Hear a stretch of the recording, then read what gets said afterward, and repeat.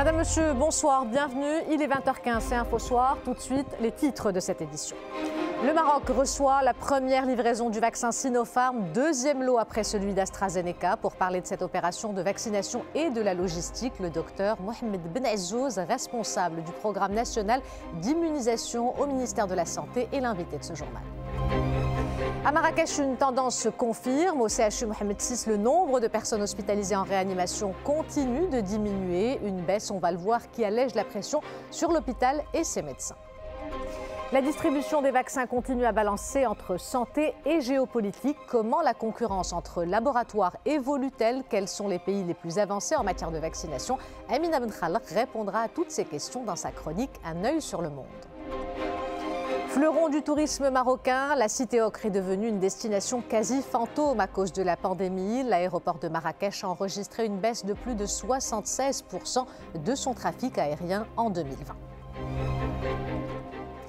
C'est la deuxième cargaison de vaccins anti-Covid arrivée au Maroc après celle livrée la semaine dernière par AstraZeneca. Un lot, cette fois-ci conçu par le laboratoire Sinopharm, a été réceptionné à l'aéroport international Mohamed V de Casablanca en provenance de la Chine. Des vaccins qui, comme les premiers, seront distribués sur l'ensemble des régions du royaume. Reportage Hicham Behlaouen, le récit et de Rita Saha.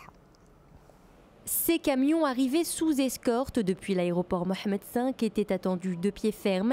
C'est à la régie autonome des frigorifiques qu'ils font escale pour déposer les précieuses injections acquises par le royaume, tout juste réceptionnées pour combattre le Covid-19. جبنا نظام معلوماتي WMS PWMS دونك من احسن ما كاين في النظام المعلوماتي لا فلاجيسيون ديال ستوك لي بلاتفورم لوجيستيك والنظام المعلوماتي nous assure la traçabilité ديال le vaccin ديال les emballages conditionnement et la chaîne de froid au long ديال toute la chaîne de distribution. Cette livraison en provenance de Pékin comporte donc les premières doses du vaccin produit par le groupe pharmaceutique Sinopharm en partenariat avec le laboratoire national chinois de biotechnologie, un produit qui, selon son pays d'origine, a montré son efficacité. Cette opération consiste à la vérification du vaccin, notamment le respect des températures prévues depuis le lieu de production en Chine jusqu'à son lieu de réception ici au Maroc. La distribution de ces injections aux quatre coins du royaume a d'ores et déjà été lancée. À terme, le Maroc devrait d'ailleurs recevoir 66 millions de doses des deux vaccins chinois et suédo-britanniques. Alors que la campagne de vaccination contre le coronavirus s'apprête à démarrer, certains s'interrogent sur les éventuels effets secondaires du vaccin et observent une certaine méfiance. Ces craintes sont-elles justifiées? Élément de réponse dans ce reportage de Jihan Doublali, Yousf Lotfi, le récit est de Oussama Al-Bkhali. Au moment où le Maroc s'apprête à lancer la campagne nationale de vaccination, certains citoyens s'interrogent à propos d'éventuels effets secondaires du vaccin. Le corps médical tient aujourd'hui à les rassurer. À l'endroit de la piqûre, il est normal de remarquer un rougissement de la peau, une forte chaleur, une douleur locale qui peut éventuellement s'étendre au bras, avec quelques démangeaisons. Mais ces effets sont légers et momentanés. 3 semaines entre l'administration des 2 doses du vaccin Sinopharm et 4 concernant AstraZeneca. Un intervalle important afin que le vaccin puisse faire effet. Cet espacement entre les doses permet au système immunitaire de produire des anticorps. Ces anticorps se cumulent graduellement et ne deviennent efficaces que plusieurs semaines suivant la seconde dose. Ainsi, l'observation des gestes barrières et le respect des mesures restrictives, même après avoir reçu le vaccin anti-Covid-19, sont essentiels à la réussite du développement d'une réponse immunitaire efficace. Pour mieux comprendre comment va se dérouler cette campagne de vaccination, le docteur Mohamed Benazzouz, responsable du programme national d'immunisation au ministère de la Santé, est l'invité de ce journal. Docteur, bonsoir. Alors, le Maroc vient de recevoir un lot de vaccins Sinopharm, mais la quantité de doses n'a pas été communiquée. Donc, à ce jour, officiellement, le Royaume dispose de 2 millions de doses, c'est-à-dire que 1 million de personnes seront vaccinées. Il n'y a pas de calendrier précis pour la réception des prochains lots. Est-ce que la durée et le délai de 12 semaines pour la campagne de vaccination est toujours d'actualité ou est-ce que ce sera plus long? Effectivement, le Maroc a reçu aujourd'hui le deuxième lot de vaccins. Ça concerne le laboratoire Sinopharm et ça rejoint le premier lot qui est d'AstraZeneca qui est de 2 millions de doses. Actuellement, le ministère de la Santé est prêt pour le lancement officiel de la campagne. Tout est prêt, tout est mis dans l'ordre. Alors le calendrier d'exécution, bien sûr, si le programme de livraison de vaccins est bien entretenu et bien serré, on pourra atteindre l'objectif escompté. Donc ce délai de 12 semaines est un délai réalisable? Réalisable avec un approvisionnement continu en vaccins. Nos équipes sont organisées et notre planification a été faite de telle à atteindre notre objectif en 3 mois. Alors, l'un des autres objectifs du ministère de la Santé, c'est le fait d'atteindre une immunité collective, c'est-à-dire vacciner 80% de la population, une immunité collective que le ministère souhaite atteindre au mois de mai. Est-ce que c'est aussi un scénario possible? Oui, bien sûr, elle est possible en présence, bien sûr, des doses nécessaires qui doivent être là au moment opportun. Comme j'ai dit tout à l'heure, c'est une condition sine qua non pour atteindre l'objectif dans la durée et dans le temps escompté. Alors, cette campagne de vaccination cible des catégories précises. Dans un premier temps, ce sont les frontliners. Qui sera là ou les catégories suivantes et comment est-ce que ça va être géré? Alors, comme vous avez dit, ça va commencer par les frontliners et une frange de la population qui est âgée de plus de 75 ans. Par la suite, en fonction des doses reçues, on va achever la vaccination de cette catégorie des frontliners et bien sûr, on va vacciner la population générale de plus en plus en allant suivant l'âge descendant, c'est-à-dire du plus âgé vers le moins âgé. Est-ce qu'il y a des phases? Aujourd'hui, on entend beaucoup parler d'une première phase de vaccination. Combien est-ce qu'il y a de phases dans cette campagne? En fait, les phases sont définies en fonction de la rythmicité de réception de vaccins. Donc, ce qui était initialement préparé, c'est 4 phases. Mais maintenant, on est en train de voir selon le rythme d'approvisionnement qu'on peut voir et remodeler notre stratégie de vaccination, qui est une stratégie qui est dynamique et qui est suivant une planification. C'est-à-dire que ça peut être plus long que 4 phases? C'est possible, c'est possible. On ne peut pas dire que ça ne pourra pas se passer. C'est possible, mais on est organisé de manière à achever la vaccination dans une durée le plus courte possible. Alors, parmi la population cible de cette première phase, il y a les zones où le taux de contamination est élevé. Comment est-ce que moi, citoyen, je peux savoir que je suis concerné et qu'est-ce que je dois faire? D'abord, c'est une campagne nationale, ça concerne tout le territoire national et ça va démarrer dans toutes les régions et les provinces du Maroc. Bien sûr, la priorisation sera en fonction de la cible qui était annoncée au début. Comme vous avez dit tout à l'heure, ce sont les frontliners plus la population générale de plus de 75 ans. Plus les populations dans les zones où le taux de contamination est élevé. C'est un effort supplémentaire que sera dans ces régions-là. Mais ça ne va pas se faire sur le compte d'autres provinces. Donc ça va se faire de manière uniforme. Mais c'est-à-dire aujourd'hui, comment est-ce que les citoyens peuvent savoir qu'ils sont dans une zone où le taux de contamination est élevé et qu'est-ce qu'ils doivent faire? Alors c'est très simple. C'est d'abord à travers les plateformes qui ont été mises en place par le ministère de la Santé et le ministère de l'Intérieur comme partenaires essentiels. C'est d'envoyer un SMS gratuit sur le numéro 1717 composant le numéro de la carte nationale de la personne. Il va recevoir un message lui indiquant le lieu et la date de la vaccination. Ça, c'est une possibilité. La deuxième, c'est à travers le portable, le portail. Voilà, le portail du ministère de la Santé. Docteur Mohamed Ben Azouz, merci d'avoir répondu à nos questions. Merci pour l'invitation. Arrêtons-nous à présent, comme tous les soirs, sur les chiffres du Covid-19. Durant ces dernières 24 heures, 890 cas de contamination ont été enregistrés, un intervalle durant lequel 20 décès ont été annoncés. Pour ce qui est des guérisons, 1358 rémissions ont été répertoriées à travers les différentes régions du royaume. Et toujours à propos de chiffres relatifs au Covid-19, à Marrakech, une tendance se confirme au CHU Mohamed VI. Le nombre de personnes hospitalisées en réanimation continue de diminuer, une baisse qui allège la pression sur l'hôpital et ses médecins. Reportage Izza Charqi et Adnan Saïlan. Cela fait quelques semaines que le nombre de cas Covid dits critiques est en baisse. Dans ce service, le taux d'occupation des lits de réanimation dédiés Covid est réduit de moitié comparé au mois précédent.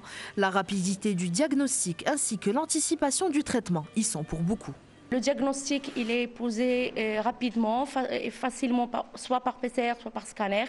Et puis l'anticipation du traitement et la précocité du traitement, ce qui a diminué nettement les cas graves et le taux d'occupation de la réanimation qui est maintenant entre 44 et 50% par rapport au début de la pandémie et de la deuxième vague. Avec une baisse notable des cas contaminés en difficulté, ce sont les admis non Covid, tels que les victimes d'accidents graves par exemple, qui occupent aujourd'hui la plus grande partie du service de réanimation.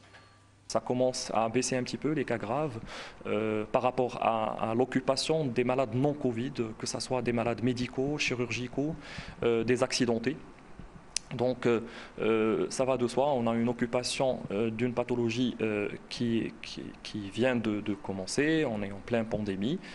Mais quand même, on a une augmentation de cas non Covid qui occupent davantage les lits de réanimation. 21 cas atteints de Covid-19 présentant des symptômes sévères ont été admis au service de réanimation durant le mois courant, contre 71 cas en décembre. Et toujours concernant le Covid-19, l'OMS recommande que les cas confirmés ou suspects aient accès à des soins de suivi s'ils présentent de nouveaux symptômes ou si leurs symptômes persistent ou évoluent. Pour les patients hospitalisés, l'Organisation mondiale de la santé suggère l'utilisation d'anticoagulants à faible dose pour empêcher la formation de caillots dans les vaisseaux sanguins. Pour les patients hospitalisés supplémentés en oxygène ou placés sous ventilation non invasive, l'OMS préconise le placement sur le ventre afin d'augmenter le débit d'oxygène. En Europe, le Royaume-Uni reste le pays le plus meurtri par la pandémie avec plus de 100 000 victimes. Aux États-Unis, c'est une course contre la montre qui vient d'être lancée avec cet ambitieux programme de vaccination qui vient d'être dévoilé. L'administration Biden veut vacciner la totalité de la population américaine d'ici la fin de l'été. Le tour d'horizon est signé Mamadou Diaye. Après l'objectif de vacciner 100 millions d'Américains en 100 jours, l'administration Biden entend toucher toute la population d'ici la fin de l'été. Le pays est en tête des nombres de victimes avec plus de 425 000 décès dus au Covid-19. Sur le vieux continent, c'est le Royaume-Uni qui vient de battre un triste record en franchissant la barre des 100 000 morts liés au coronavirus. Le Premier ministre promet de renforcer les mesures aux frontières. Nous demandons aux gens des tests de 72 heures, un formulaire de localisation des passagers et qui doivent déjà être mis en quarantaine pendant 10 jours. S'agissant des mesures, certains pays sont déjà passés à une vitesse supérieure. Interdiction de tout rassemblement en Grèce pendant une semaine. En Slovaquie, un test négatif au Covid est désormais indispensable aux citoyens âgés de 12 à 65 ans pour pouvoir circuler. Je ne pense pas que ces tests soient nécessaires. Nous devons nous adapter, j'ai besoin de travailler, donc je dois me faire tester. La dose précieuse, objet de toutes les convoitises. Une alerte à la bombe a été signalée au Royaume-Uni dans un site de conditionnement de vaccins AstraZeneca au nord du Pays de Galles. À présent, cette information qui vient de nous parvenir, suite à la réception de différents lots, le vaccin contre le virus de la Covid-19 est disponible dans le Royaume et ce en quantité suffisante afin d'entamer la campagne nationale de vaccination dans les meilleures conditions. Conformément aux instructions royales, cette campagne de vaccination sera gratuite pour l'ensemble des citoyens. Elle se déroulera de façon progressive et par tranche et bénéficiera à l'ensemble des citoyens marocains et résidents dont l'âge varie entre 17 ans à plus de 75 ans, ce qui permettra d'atteindre les niveaux escomptés d'immunisation collective et de protéger la population contre cette pandémie. Sa Majesté le roi Mohammed VI donnera le démarrage effectif de cette campagne de vaccination demain, jeudi 28 janvier. Pour endiguer cette pandémie mondiale, la course au vaccin est lancée depuis plusieurs semaines. C'est le sujet de la chronique de Amina Benkhalak. Amina, bonsoir. Alors pour commencer, vous nous parlez de l'agacement de l'Union européenne face au retard de livraison. Bonsoir Ihsan. La Commission européenne s'agace et fait pression sur les laboratoires pour qu'ils respectent leurs engagements, et ce au moment où le monde a franchi la barre des 100 millions de cas, comme le rappelle ici Antonio Guterres. C'est donc dans ce contexte d'urgence internationale que l'Union des 27 demande des comptes à l'américain Pfizer et au britannique AstraZeneca, car les retards de livraison et la réduction de la production annoncée par les laboratoires freinent les plans de vaccination des pays européens. Voilà pourquoi la présidente de la Commission européenne a sévèrement tensé ces groupes pharmaceutiques et appelé à plus de transparence, rappelant au passage dans ce tweet que l'Europe a investi des milliards d'euros dans le développement des premiers vaccins anti-Covid. Bruxelles qui a également sommé les États membres d'accélérer la cadence malgré toutes les contraintes. Des États membres, Ihsan, comme l'Italie, où la campagne avait pourtant bien démarré par rapport aux autres pays européens, avec 1,4 million de personnes vaccinées jusqu'à aujourd'hui. Mais cette cadence s'est ralentie. Le plan de vaccination accusera 2 mois de retard, ce qui pousse les décideurs italiens à agiter la menace d'action légale contre Pfizer. En Suède aussi, la vitesse de la vaccination, mais aussi les dysfonctionnements liés à la campagne font scandale.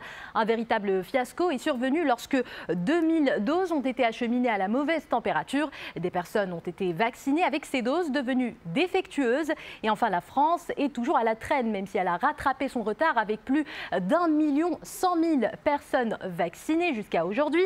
Mais ce chiffre ne représente que 1,6% de la population, un pourcentage très faible par rapport aux pays qui s'en sortent le mieux, à savoir Israël avec plus de 44% de la population, les Émirats arabes unis avec 26%. Et vous regardez en 3e position, on a un pays africain, les Seychelles. Amina, justement, en parlant de l'Afrique, où en est la course au vaccin au niveau du continent ? 4 pays se distinguent. Ihsan, on en a parlé, il y a d'abord les Seychelles, champions de la vaccination en Afrique, l'Égypte qui a lancé dimanche la campagne de vaccination, bien entendu le Maroc qui s'apprête à le faire demain, et la Guinée. Le pays a entamé fin décembre un plan de vaccination, mais à titre expérimental. En dehors de ces États, les populations africaines sont malheureusement condamnées à attendre encore de longs mois. Le continent comptait pourtant sur le programme COVAX qui vise à garantir l'accès aux vaccins. Mais pour l'instant, l'Union africaine n'a pu sécuriser que 270 millions de doses provisoires. 600 millions de doses supplémentaires sont promises, mais cela ne suffira pas. L'Afrique risque d'être laissée pour compte dans cette course effrénée. C'est ce que dénonce justement le directeur général de l'OMS. D'après lui, le monde est au bord d'un échec moral catastrophique et le prix en sera payé en vie humaine et en moyens de subsistance dans les pays les plus pauvres. Merci Amina pour ce décryptage. Et on le rappelle, Sa Majesté le Roi donnera le démarrage effectif de cette campagne de vaccination au Maroc demain, jeudi 28 janvier. Et de son côté, le Portugal est débordé et pourrait même solliciter l'aide internationale pour transférer des patients. Le réseau hospitalier du pays est saturé par l'intensité de la 3e vague de la pandémie. Le ministre de la Santé envisage le recours à l'aide européenne et la possibilité de transférer des patients vers d'autres pays pour tenter d'enrayer la chaîne de contagion. Le gouvernement a décrété 1 mois de confinement strict depuis le 15 janvier dernier, fermant écoles et commerces non essentiels et demandant à la population de ne sortir qu'en cas de nécessité. Et c'est en plein pic de l'épidémie que les Portugais ont reconduit le président sortant. Sa Majesté le Roi Mohamed VI a adressé un message de félicitations à Marcelo Rebelo de Sousa à l'occasion de sa réélection président de la République portugaise.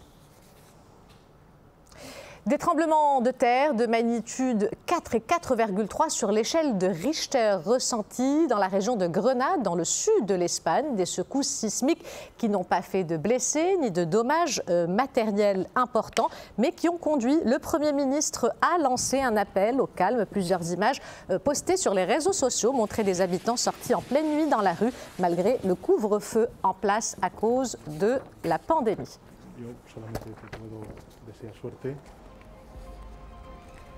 Restez avec nous à suivre en deuxième partie de ce journal, la portée, les solutions les plus smart dans un contexte de pandémie. Toute une réflexion autour de cette thématique a été menée lors de la 2e édition de Global Industry 4.0 conférence à Fès. Nous ferons ensuite un petit saut dans l'histoire à travers la visite des fameux greniers collectifs, plus communément appelés Igouder de Shtuka Eitbaha, des vestiges d'antan qui témoignent de la richesse architecturale et patrimoniale de ces lieux. Mais avant cela, ce constat, les investissements au Maroc se portent bien malgré la crise sanitaire. Le contexte économique mondial ne semble pas avoir dissuadé les investisseurs. C'est en tout cas ce qui ressort du bilan de l'Agence marocaine de développement des investissements et des exportations présenté lors d'une réunion présidée par Saïd El Atmani. Les détails avec Jazel Hemmer. La crise sanitaire n'aura pas eu raison du climat d'investissement au Maroc et pour cause, malgré le contexte économique difficile, les investissements ne semblent pas avoir été affectés. Le royaume est ainsi resté une destination attractive pour les investisseurs. Les investissements étrangers n'ont pas cessé malgré la pandémie, ce qui a encouragé différents secteurs, notamment le secteur industriel et donc les exportations. Lors de cette réunion de l'Agence marocaine pour le développement des investissements et des exportations, il a également été question des réalisations et des perspectives d'avenir, des opportunités existantes grâce aux atouts du pays, tant sur le climat des affaires que sur les infrastructures dont il dispose. Sur le plan logistique, les dernières données montrent que Tangemed se place en pole position au niveau méditerranéen, mais aussi à l'échelle africaine. Un bilan qui encourage l'agence à continuer sur sa lancée, une institution publique qui a pour rôle de promouvoir les investissements dans les secteurs porteurs ainsi que l'exportation de biens et de services, mais aussi d'accompagner l'essor industriel. L'industrie 4.0 au service d'une économie résiliente, c'est le thème de cette conférence organisée aujourd'hui sous format hybride à Fès. Objectif apporter les solutions les plus smart dans un contexte de pandémie qui est d'ailleurs l'une des causes de l'accélération du processus de digitalisation dans l'entreprise industrielle. Reportage Sarah Jabri et Ala Dilhamin. Pour survivre à la crise sanitaire, l'industrie marocaine devra accélérer son virage vers le 4.0. Les participants au deuxième Global Industrie Conférence sont unanimes. Une reprise économique résiliente passe par la transformation digitale. Ce n'est pas chose aisée, mais les réalisations qui ont été menées jusqu'à présent montrent que de l'ordre de 30% des industries existantes ont déjà été transformées en industries dites 4.0. Cette pandémie nous a aussi montré que nous sommes vulnérables, notre industrie est vulnérable, une vulnérabilité en termes de mode de fonctionnement, de mode de production, de mode de distribution. Et justement, les débats et les échanges d'expériences devraient découler sur des pistes d'action pour permettre aux entreprises de dépasser les vulnérabilités existantes. Le choix de la ville de Fès pour abriter cet événement hybride n'est pas fortuit. Alors c'est une région en pleine effervescence avec une forte volonté de prendre le virage du digital et de moderniser son industrie et son développement. Déjà l'APB a créé son antenne régionale, sa première antenne régionale à Fès-Meknès pour accompagner des grandes initiatives. Parce que la région dispose de l'ensemble des atouts industriels, que ce soit en termes d'infrastructures, d'offres foncières, d'atouts au niveau du capital humain qui est formé et qualifié, ainsi que de l'ensemble des projets qui ont été lancés, initiés dans le cadre de l'industrie 4.0, comme le schéma régional digital de transformation du territoire. On peut également évoquer la Fès Smart Factory. Le projet Fès Smart Factory qui constitue le premier écosystème d'innovation en industrie 4.0 au Maroc. Une zone industrielle durable qui mobilise 104 millions de dirhams d'investissement pour répondre aux besoins d'amélioration de la productivité industrielle. Un mot à présent sur cet effondrement d'une maison à l'ancienne Médina Casablanca. L'incident a aussi provoqué un effondrement partiel du bâtiment mitoyen. Les autorités locales et de sûreté ainsi que les éléments de la protection civile sont intervenus pour sécuriser les immeubles avoisinants et entamer les opérations de recherche qui ont permis de sauver une personne. Il s'agit du deuxième incident du genre depuis le début de l'année après l'effondrement d'une maison à Drb Moulay Shrif à Casablanca le 8 janvier courant suite aux fortes pluies qu'avait connues la métropole. La Cour d'appel de Marrakech a rendu ce mercredi son verdict dans l'affaire Hamza Monbébé. L'artiste Dounia Batma, poursuivi dans ce dossier, a escopé d'une peine d'1 an de prison ferme et 10 000 dirhams d'amende, alors que la chambre criminelle près le tribunal de première instance de Marrakech avait condamné initialement la chanteuse à 8 mois de prison ferme et d'une amende de 10 000 dirhams le 29 juillet dernier. La cour d'appel a revu à la hausse la condamnation de Dounia Batma à 1 an de prison ferme et le même montant de l'amende. Nous restons à Marrakech, une destination devenue quasi fantôme à cause de la pandémie. L'aéroport de la Cité-Ocre a enregistré une baisse de plus de 76% de son trafic aérien en 2020. Reportage Lahsen Houban, le récit est de Rita Saha. À l'entrée de l'aéroport Marrakech-Ménara, pas de cohue, seuls quelques passagers s'apprêtent à prendre leur avion. Une tendance qui s'est répétée tout au long de 2020, car un peu plus d'1,5 million de personnes ont transité par les terminaux de la Ville-Ocre durant les 12 mois de cette année, contre près de 6 400 000 en 2019. Nous avons noté une baisse de 76%, car en 2020, nous avons enregistré plus de 12 000 voyages contre plus de 45 000 en 2019. Une diminution importante qui a eu un fort impact sur les entreprises touristiques de la ville, à l'image des 400 sociétés spécialisées dans le transport touristique implantées à Marrakech, qui sont aujourd'hui dans le rouge. Notre activité ne s'est pas arrêtée en mars, mais bien avant, lorsque tout a commencé à Wuhan, nous avons été touchés directement car le marché chinois joue un grand rôle dans le tourisme. La crise du Covid a en effet mis l'ensemble du secteur du tourisme à l'arrêt. En décembre 2020, près de 623 000 voyageurs sont passés par les aéroports du Royaume, contre plus de 2 millions à la même période en 2019. On termine avec un petit saut dans l'histoire à travers la visite des fameux greniers collectifs, plus communément appelés Igouder de Shtuka Eit Baha, des vestiges d'antan qui témoignent de la richesse architecturale et patrimoniale de ces lieux. Ces greniers sont considérés comme de véritables banques bien organisées. Ce sont des images de Rachid Latfi, le récit est de Jazir Hmel. Derrière cette première porte, puis la seconde, se cache un réel patrimoine historique et séculaire, les célèbres Igoudar. Ici à Shtuka Eit Baha, ces greniers collectifs témoignent des traditions d'antan. Ces chambres construites avec des pierres font la richesse architecturale de la région. L'histoire de ce lieu remonte à 7 ou 8 siècles. Ce système de stockage est une forme d'activité bancaire, si ce n'est la première qu'a connue l'humanité.